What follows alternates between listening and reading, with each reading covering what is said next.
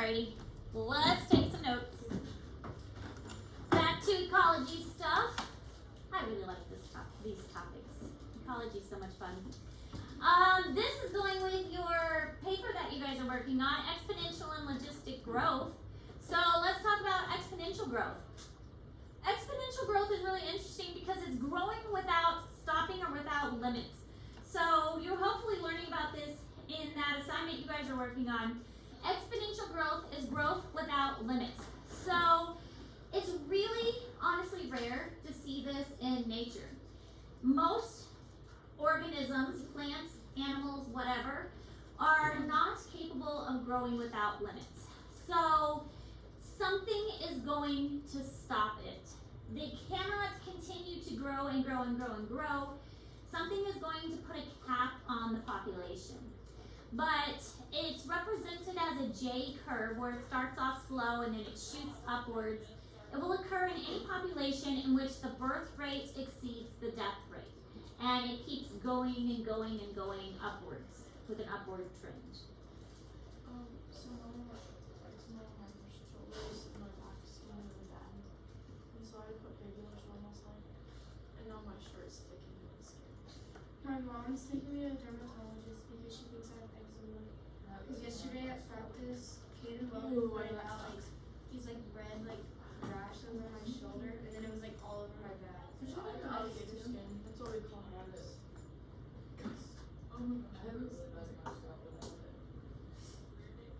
I've never had eczema, and then my mom, it just appeared yesterday. That guy's a fresh one, but probably better than that. I know, it's big. I mean, she not get stuck behind anyone this morning. And not forget it. And she was like, why'd you have to go to the OR? I had to get irritators. I got molds last week and I had to pick them up. I was gonna say, I know you didn't have braces. You have braces or something. No, I needed a new one. I needed a bottom one and a new top one, so I had to go. Are they the permanent ones or? No, just clear ones, but I don't have to wear them at night, so they're So this is an example of exponential growth. It has this J curve. It starts off usually slow, but then once it builds momentum, it skyrockets and goes really, really fast. So starts off slow and then goes really quickly. Because once you get to right here, then all of these are starting to turn into adults and they're starting to reproduce, and then as they continue to reproduce, it starts to go fast. Can you have some? Where did I see that? I have recent hits from. Now, there's this thing called carrying capacity. Carrying capacity is a very important concept to understand in an environment. It's the maximum possible population growth rate under optimal conditions.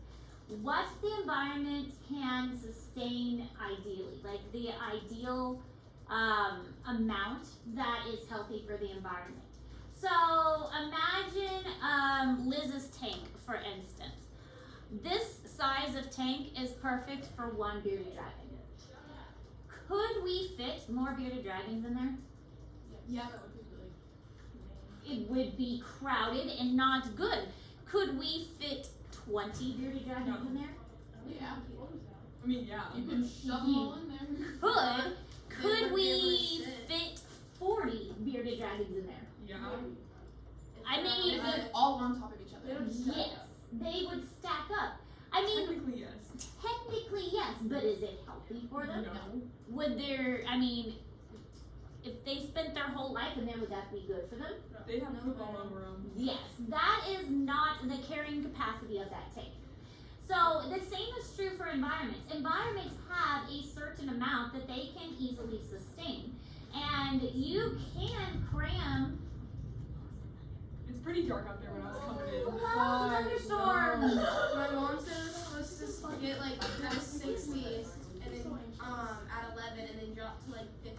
It's pretty dark out there. I was coming in, I was like, ooh, it's dark. It I started feel raining. bad for my children who have to walk home though. Hopefully they have. Hopefully my trunk's not open again. Let's hope we're not going outside. I don't think they have a I bill. think they were talking about that when I came in. They were standing by the windows watching it and talking about trucks. Can't probably get wet. He said that we're gonna do our work. We don't do our work. I don't like when it's like so loud it wakes me up in the middle of the night because then I get angry that I can't Like our sleep. electric acid. Because I love my sleep. Today? Bottom line, I don't know when, but he ran really loud enough. She's like, you might do your workout for this week. But carrying capacity is what the environment can sustain ideally. So usually the environment figures out what is best for it and it finds that balance naturally. Because what is best for the environment, if it's too much, then the animals will naturally die off or the plants will naturally die off. If it's too little, they will build up to what is normal. This balance is found in the ideal situation. It gets found ideally. So, you can shove a bunch of animals in an area, but that is not what is best for that situation. So, what usually happens in nature, and this is in Google Classroom, is it'll rise to a certain point and it overshoots it. Then when it overshoots it, maybe there's not enough food, or maybe there's not enough space, or something happens, maybe there's too many predators, and then it undershoots it. But now it's like, okay, well, now we have enough resources because we've died off, so then it overshoots again and it undershoots, and there's this like bobbing around that takes place. But once you have this bobbing around, you can usually find the carrying capacity right in that area. So this is the carrying capacity of this habitat because it's bobbing around and bouncing around this spot. So this is your carrying capacity. It goes up, it overshoots, and then it kind of goes right around, and that's your carrying capacity. And there's been lots of studies done with actual populations that they've looked at the numbers over years to find the carrying capacities of different organisms, different animals, to figure out what the carrying capacity is. So I really like this picture because it does a great job of explaining what a carrying capacity is and gives you a good visual. So you can put water in a bucket, but the bucket can only hold so much. That's the carrying capacity. So the bucket filling up, that's the annual reproduction. The babies that are going in, the organism is having babies, and you can think of it as a plant too. The things that are going into that specific habitat, that's the annual reproduction. The excess population is going to run off. Some things are going to leave because of old age. Some things are going to leave because of a loss of habitat, human development, weather, disease, and parasites. If there are too many things crammed together, like if we put 40 bearded dragons in that little tank, that's not healthy. They're going to get parasites. They're going to get like feces all over them. They're going to get sick. So diseases and parasites is going to be an issue if there's too many things. Predators and hunting, starvations and accidents. There's not going to be enough food. They're going to be climbing all over. Somebody's going to get scratched in an eyeball or something, and that's going to make them sick and infected. So all of these are issues that's going to cause the population to decline. The bucket can only hold so much, and the rest is going to overflow. So the carrying capacity is this much, and the rest is somehow going to be taken care of. Do we have a meeting today? Any tests? Yes, during lunch. I'll make an announcement. So, what is it exactly that is going to help the population reach this carrying capacity? It's called a density-dependent factor, but there are also density-independent factors. A density-dependent factor is a factor that limits the population growth and has a greater effect on a population that is very dense together. So examples of this is like a disease. Diseases are more effective if the group is all together. That's why we get sick in the fall. They call it cold and flu season. They should really call it everybody gets back together for school and are in the same building together. Because that's what happens. These colds are around all year long. The flu is around all year long. The only reason it becomes a cold and flu season is because everybody is now back in school together. We're all touching the same things. We're all in the same buildings, breathing the same air. We're all using the same bathrooms, and people don't wash their hands appropriately. And that's why it's now cold and flu season. The flu doesn't go away. The difference is we all spread out and go other places. The weather is nice, so we go outside. When it gets cold, we're all inside together. We are all breathing the same air. We're all touching the same surfaces. And that's how we spread things, because it's a density-dependent factor. Other density-dependent factors are like food resources, predators. Predators are going to hunt things that are closer together. These are all density-dependent factors.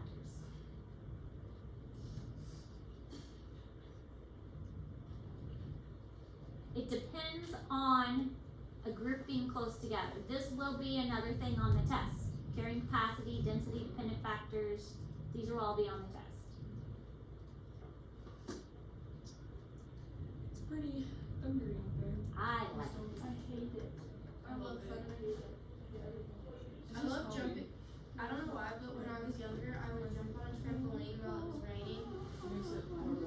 I love jumping on trampolines when it's raining. 2, 3 left. And I grab one and the girl who the girl who Alright, limited resources. If you have a lot of organisms living together, then resources are going to be more limited. They're all going to want the same thing.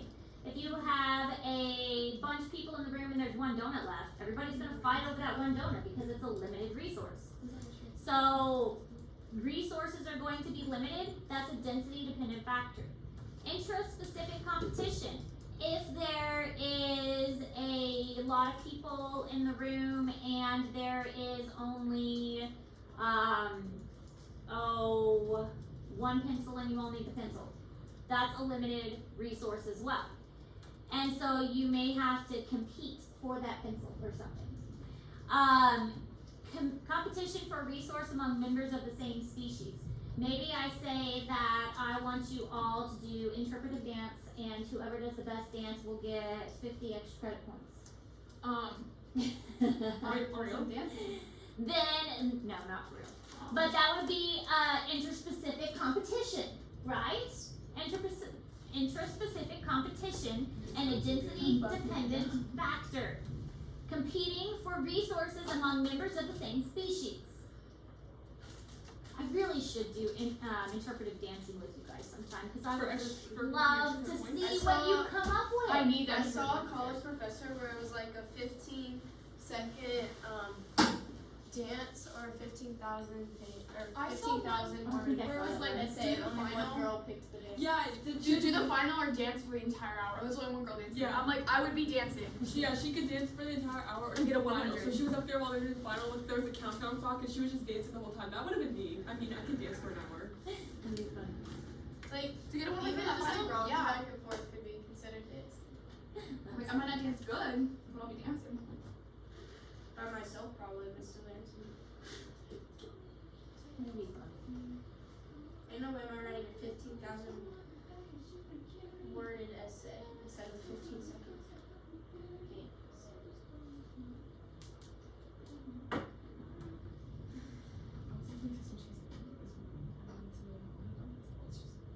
So here's some examples of interspecific competition.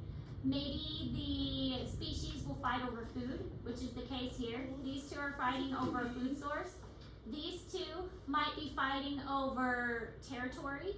They want the same space. And these two, it looks like they might be fighting over mates. So here's a female and these two are males and they're fighting over this female. So there are different reasons that individuals of the same species could fight over something. So interspecific competition.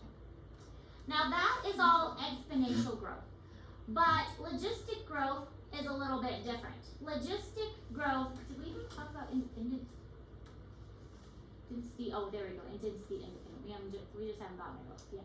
It's going a little bit out of order and it was a little bit weird. Logistic growth.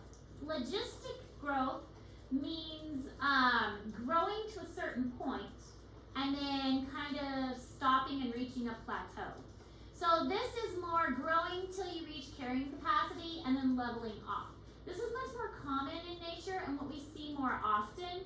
So with this, you're growing and you're reaching a point where something is going to kind of like cut you off and say, okay, we're not going past this area area of growth.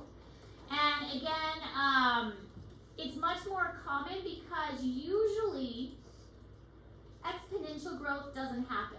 Usually in nature, exponential growth, something's gonna stop it. And so what we often see is logistic growth, where density dependent factors are going to affect the population, and you're going to get this logistic growth where carrying capacity is eventually going to be reached. And the environment is gonna say, okay, you can't grow anymore because of this, this, or this reason. It's sustainable, it's more healthy for the environment. The resources are going to help determine what the population size overall is gonna be. So we will see, like for our example with Liz in the tank, I did a bunch of research when I first got Liz. What is the appropriate size for a bearded dragon, an adult bearded dragon? Because I didn't want to spend a whole bunch of money on tanks only to find out I didn't have the right size. And this tank is called a 40-gallon breeder tank, and it was the right size for a bearded dragon. So that's what I got. And I do that with all my animals. I always make sure to get the correct size. If they require a tank or anything, to make sure that they have the appropriate size that they need. You should make Liz a free range, a free roam. A free roam. You Like guys a just baby step on game. them. Give Like a baby cake. yeah, get a baby gate, just give him all the Get like one like a gates. balloon or something and like attach it to his back so you can like see where he is. So Get one of those Or a balloons bell. that babies Or a have bell. and put 'em in there and you run around. No, just get a bell and then put a baby gate up and then just let him run around. Let him be free roam. You might have to put pause on Until it. you like Teach, show get a them litter what box. you're Teach him to use. You can teach bears to do that. Teach him to use a litter box. My great Ferrets, aunt's cat yeah. was outside. You could see the I him should with have the teach my leaders. cat to use a litter box. He used a toilet. I saw on TikTok where a hamster was in a ball and it got loose in a school, and they followed him on the cameras, and like they put a camera montage together of the hamster like making it down the hallways. I think pets should feel free roam. When you find him, you're like, oh my gosh, Just hey. no snakes. Actually, Snakes are not free my roaming animals. zoology class is learning about snakes right now, so I was thinking of a good time to ask Fisher when Right now. to bring him or her. Friday. Well, but career day's on Friday, and then in the afternoon on Friday. I mean, then all my students wouldn't get, like, you guys wouldn't get to see people. I would not be. So, cause I wouldn't have you on Friday. I petted First day her back last to year. spring break. Yeah. I was thinking after spring break would be a good time. Tomorrow it'd be too busy with the induction ceremony, so tomorrow would be good. And career day's on Friday, so it'd probably be after spring break that I would bring people. So. And I need to bring Liz back and Yumori back after spring break. Snakes give me the heebie-jeebies. I like Oh, but snakes. Kibo is amazing. Yeah, I but I'll love pet her. Nemo. Yeah, Kibo's so Actually, fabulous. Correction, I don't like snakes. I don't mind snakes. I will Yeah. pet them. I will touch them. No, but But I won't if Kibo's it's pet like, fabulous. if it's a free snake, I'm out of there. Aw. If you're holding it, I'll try and pet it, but if Kibo's it's slimy, amazing. I'm not. She's so nice. Just let it run around the school. Put My- a leash on it. One of the girls that I used to be really close with had a pet ball python, and it was slimy, and I couldn't do it. No, Kibo's not slimy. Kibo is the calmest thing. She's never tried to strike. If she gets scared, she like curls up in a little ball like, don't touch me, I'm sorry. I think albino bearded I want one dragon of would be those. cool. I always thought about getting one of the really cute, like, I hate snakes, but I still thought it would be cute to get the albino, like, ball pythons, and, like, because they just look It's so cute. My Kibo's fabulous. You'll like her. Alright, anyways, Paint Liz white. initial, if she was white, what? Can we paint Liz white? Oh. With animal safe paint. We could do a painting with Liz. Like we used to do them at the zoo, animal paintings, where you put a paper on the table and then you have their feet and you have them walk through it. White-bearded dragons look like they're gonna, like, bite you. They're gonna look like dragons. It looks like, It looks like the girl version of Toothless. That's true. Alright, initial carrying capacity and then the new carrying capacity. So with logistic growth, it can change depending on the habitat. So sometimes habitats can change. So with this one, the initial carrying capacity was here, but then there was a new carrying capacity. Maybe there was a disturbance by humans, for instance, or maybe there was a natural disaster or something. that caused the carrying capacity to go down. And so this is the new carrying capacity that eventually leveled out. So there is some disturbances here and some fluctuation, but then eventually it did level out to a new carrying capacity. So we had density dependent limiting factors. Now we have density independent factors. These density independent factors, they don't care about the size of the population. The population could be huge, it could be small, it could be in between. It doesn't matter. It's going to affect every population equally. So these are things like fires, earthquakes. Really it focuses on natural disasters. Natural disasters don't care if the population is big or small. Everything's going to be affected equally. So if a tornado comes through, tornado doesn't care if a population is 200 or 2. It's going to affect all the populations equally. If an earthquake happens, again, it doesn't matter if there is an entire forest or one tree. If the earthquake happens, all the trees get affected in that area the same. So that's the difference between a density independent and a density dependent limiting factor. One of them, it really matters if the population is squished together or spread apart, and the other one, indiscriminate.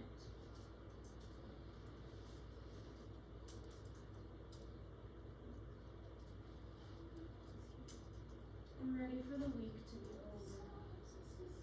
Unfortunately, not yet. I'm scared to go play, bro. It'll be fine. It's fun. It's just getting, okay, it's a little nerve-wracking, like getting up in the air and I know, getting I down. know. My mom bought me a bag down. But once you're in the air, it's good. Like, it's not that bad once you're in the air. It's just going up. Going up and down. But it's just because you hit some I'm going to play Saturday. It's just because you hit a bit of turbulence going up and down, but it just feels a little jolt and you're fine. You never flown. Last time when I was like 6, so I don't remember I it. think it's fun. You just get, like, you get snacks and stuff. Like, they keep you fed and fat. I take Depending on motion sick what pills the just to be class. safe. So I would suggest that just to be safe. I don't, they always give us, like, those Biscoff cookie things, and those are always fire on the plane. Like, I get some soda and Biscoff cookies. My mom bought me the from here chocolate thingies, so I could eat those. What class are you riding? What do you mean? Cause like she said they give you food. Like I went just like They're on longer cuts. normal, and I had Oregon. you have to like It's not that pay long, for a it. couple hours. It's like $6 To fly to Dallas. And then fly to We Dallas. were in economy, or like we weren't in first class, so they gave us food and snacks. You just get like sometimes more food. You don't get like full meals unless you're Was going it over the peanut? country, but like Peanuts. they give I you still snacks. They remember give you $6 for a Sprite. That's all I remember. They'll give you cookies. I got it for free. You get cookies and soda and stuff. I and took water. a nap though. It was a 4-hour flight. So this is an example of how carrying capacity worked. In 1944, in World War II, the U.S. Coast Guard moved in 29 reindeers as a backup food source on St. Matthew Island, which is only 32 miles by 4 miles off Alaska. 32 miles by 4 miles is not a very big island. That's pretty small. So they brought in these reindeer, which to an island that they weren't supposed to be at, and that's, I mean, bringing in something to an island, islands are isolated, and so that's why there's lots of studies done on islands, because once an animal gets to an island, it's hard for them to leave. So these reindeer couldn't really leave the island, they were stuck there. So they basically brought in 29 reindeer and just left them there. But this was a really interesting scientific study then. Well, what is going to happen to these 29 reindeer? We know that there are 29, because that's how many were brought. And now we just left them, so what's going to happen to them? So biologists returned periodically and counted the reindeer. There were 29 in 1944, and then in 1957, how many years later is that? 13 years later? Look how many there are. That's a lot more than 29 after only 13 years. Is that exponential or logistic growth? That is exponential. And then, what is that, 6 years later? Look how many 6 years later. 6,000. 6,000 from 29 reindeer. First of all, that's a lot of inbreeding. If you had 29 reindeer to begin with, They don't And- know about and 32 miles by 4 miles. That is a tiny island. Do you think a tiny island can support 6,000 reindeer? No. No, and that's exactly what happened. This island could not support 6,000 reindeer, and look what happened just 3 years later. The population plummeted. There was no way that tiny island could support 6,000 reindeer. At first, the reindeer thrived because they didn't have any predators to keep them in check. They had all this food because there was nothing that they had to compete with. So they had unlimited resources, but suddenly they just bred like crazy, and suddenly they did not have resources. 6,000 is not the carrying capacity of a tiny, tiny island. So then they did not have food. They probably got parasites because that is way too many, and they plummeted until there were 42. So in 3 years, 6,000 reindeer pretty much died. Can you imagine how many carcasses there are on Ew. right now? Oh, look at all the most. I mean, that's crazy. So, I mean, you just walk around that island, think of all the skulls you could find. And Like yeah. that first happened. so in 1966, 42 with only one male, that indicated it probably would not be able to reproduce. So if there was only one male and 42, so 41 females and one male, and then they went back in 1980 and there were no reindeer left. So our lesson that we learn here is that this tiny island does not have a carrying capacity of 6,000 reindeer. Pretty good lesson to learn.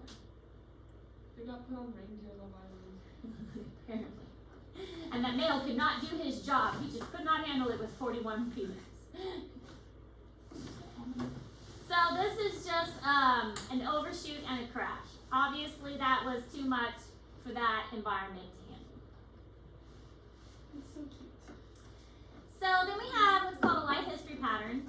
And the manner in which individuals allocate resources of growth, survival, reproduction in the course of their lifetime. Survival, hopefully you know what survival means, the ability and probability of surviving to a given age and dying at a specific age. And then reproduction, that's kind of for animals and plants, that's the whole point, is to give your genetics to the next generation. To reproduce, get your genetics to the next generation as much as possible so that you live on through your offspring.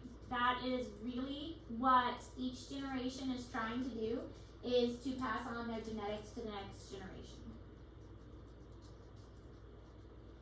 For making a sports team? That's wild. I won't make it. varsity as a freshman. It's called my aunt is. What's it called? St. Pius. It's a big cat. Yeah, so. Yeah, that's good though. He's been playing golf since he was like 6.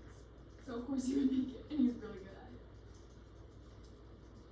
She was just so scared he wasn't gonna make the team at all.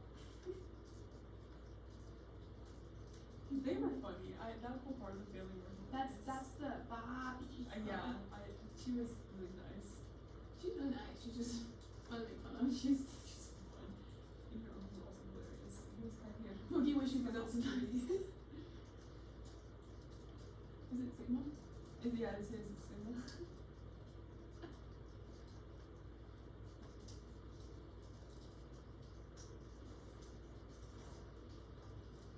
I'm excited for tacos next year.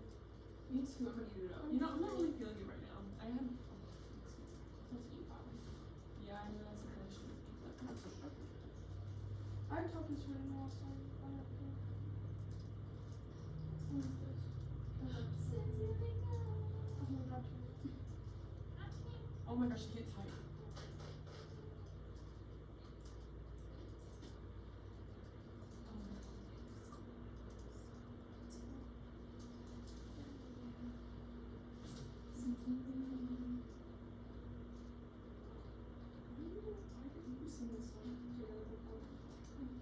I drove to the mall and back home all by myself yesterday quick. Hey. So great. That's good. There are also these things called called survivorship I curves. mean, like, And cohorts, a cohort is a group of individuals born during the same interval. You guys are cohorts. Oh. You are a group of individuals born during the same interval. So you are a cohort of sophomores. And a survivorship curve, there are 3 different types, a type 1, type 2, and type 3.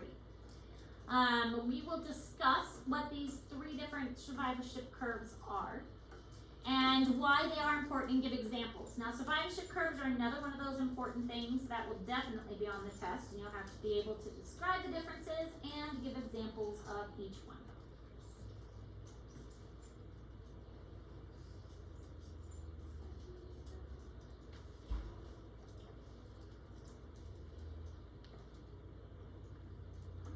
Oh, isn't that a breakup song? I love this song. This song makes me think about H2O. It makes me think of Pitch Perfect. yeah, it makes me feel perfect. Oh, I think about the Mermaid TV show on Netflix.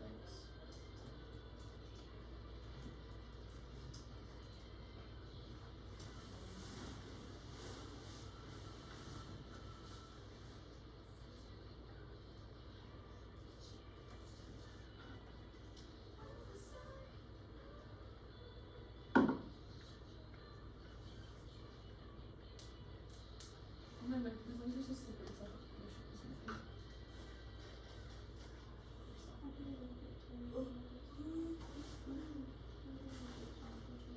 I'm not.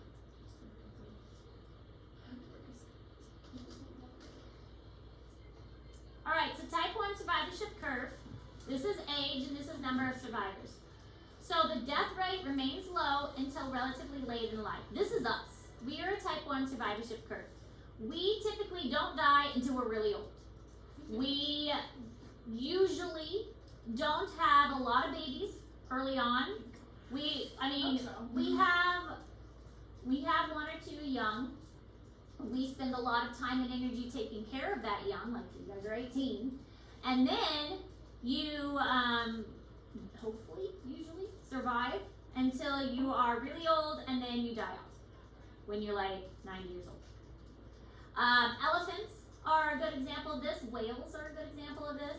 They invest a lot of care into that 1 child, 2 children, and take care of them, raise them. Like elephants will have 1 baby and they'll carry that 1 baby for a while, and then they raise it as a family group, and then they take care of that child for a long time, or calf in the case of an elephant.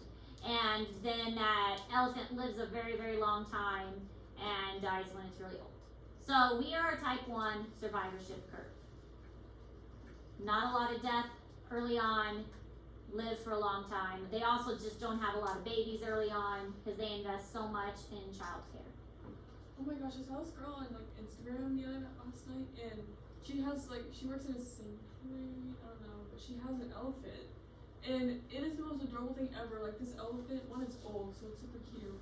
And like it helps her. She taught it to lift its foot up and help her onto it, the elephant. And she just rides it around, and it has this humongous patch. Like it just has this humongous face to run around, and it Until lets it her gets up. big. And then it is big. It's an old elephant. It's like I think it's 50 years old or something. I Aww. thought it was like a baby. No, and it will throw when she gets up there, put its trunk back to make sure she's up there and stuff, Aw. and it'll hand her stuff, pick up tree branches and hang it. It's so cute. I was having time with it. That's so adorable. I've always wanted I wanted a ferret or a raccoon, but I don't want the smell, and I don't want to die. A type 2 survivorship curve. The death rate does not vary much with age. So these, it's like, it doesn't matter. Any time throughout your life, you have an equal chance of dying. Whether you're young, whether you're old, in the middle of your age, you have an equal chance of dying no matter what. So these are lizards, small mammals, and large birds. So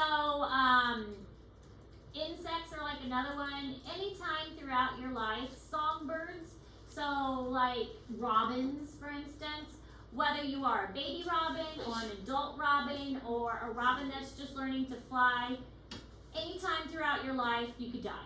Baby robin, you could die. Adult robin, you could get eaten. Old robin, hit by a car. Doesn't matter. Anytime throughout your life, you could die.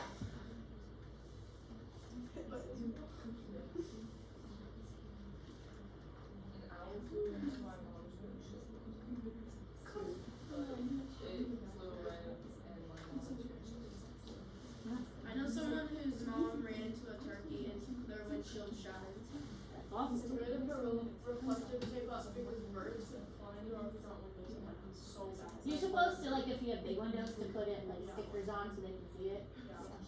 I only had one bird run into our glass doors. Alright, so if that's the other two, type 1 and type 2, so type 3 is that things die a lot early on, but if you can survive through childhood, then you live a nice happy life for a very long time. These type of species usually have lots and lots and lots and lots of babies because you expect them to die. And then only a few live, and if those few live, then they're gonna be okay. So this is like fish, or sea turtles. You know how sea turtles lay a bunch of eggs and then leave them, or some insects that will just lay a bunch of eggs and then they go away. Anything like that, like frogs. For example, frogs will lay a ton of eggs and then they'll go away, and all their eggs get eaten and all the tadpoles get eaten, but maybe 2 or 3 tadpoles survive. My spiders, for instance, are a great example. They will lay an egg sac that has, you know how Charlotte's eggs hatched? That's how Charlotte is. Charlotte will lay a bunch of eggs, and only a few will actually survive. And then those few that survive will survive for a really, really long time. That's a type 3 survivorship curve.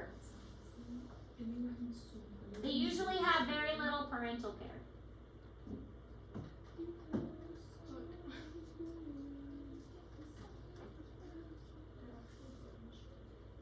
My sea monkeys are alive this year. I told you wait just a couple weeks, right? Yes, we looked in my thingy and I have 5, and they're huge. And then they're gonna reproduce and they're gonna live a long time now. Hopefully. I want sea monkeys. Would you get them? So you feed them every other day. You give them a scoop or something. Yeah. Yes, every few days. Where'd you get them? Not from? every day, because I that'll don't be know too about much. them though. I wonder if I have more than my mom. I think you can buy them off Amazon. Yeah, we should have Marathon. Yeah. I'm gonna You buy feed some. them every couple days, but not every day. Yeah. Me too. Yeah, I accidentally has left them just one time, and I was like, they came back. And then every time after that, I left them, and I was like, they come back. I was excited Super monkey. because we'd given up on them because they're dead.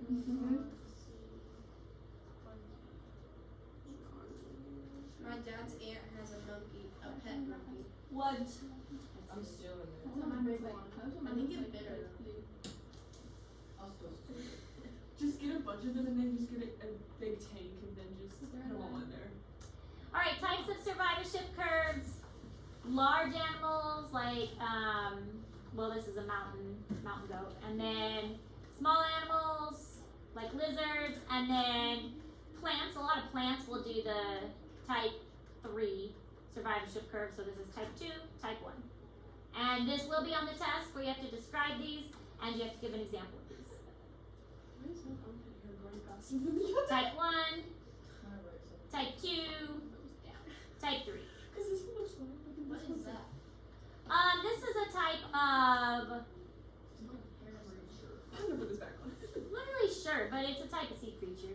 It's microscopic. That looks terrifying. I'm It never looks like they're starving. This is my sleep pretty, but I never went out. I Work see today. what my birthday looks. Because it's so big. Alright, that's all for today's notes. That assignment's going okay? It's not too hard? Yes, I don't really know. It'll take me a while. I am sad to admit I have not started yet because I'm busy. I'm gonna start tonight. Well, I Oh wait, started a little. we're recording, so we need to pause that. Yeah, when I'm finished.